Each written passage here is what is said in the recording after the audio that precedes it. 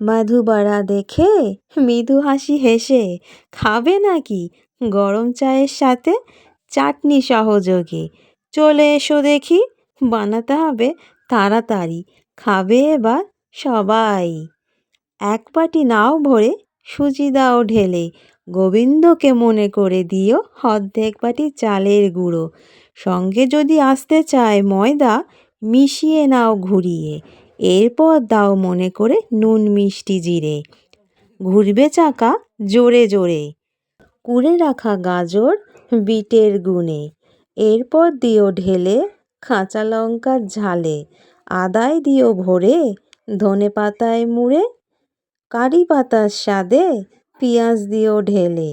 কুড়ে রাখা নারকেল দিও মনে করে, মেখে নিও আগে।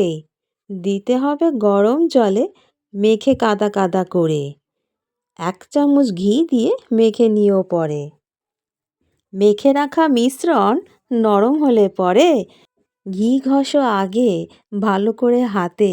গড়তে হবে ভাগ্যের চাকা, ঘুরবে তাড়াতাড়ি। হাতের তালুতে বল নিও করে চ্যাপ্টা করো আগে। ফুটো করো পরে, দেখে নাও আগে ভালো করে। তেল গরম হলে পরে হাত উল্টিয়ে দাও ফেলে। একে একে গড়ি কম তেলে ভাজি। মিষ্টি লেগেছে মজা, ভাজবে মধুবাড়া।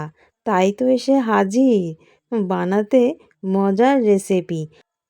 গোল গোল করে ফুটো দিল করে, দেখবে মজা করে।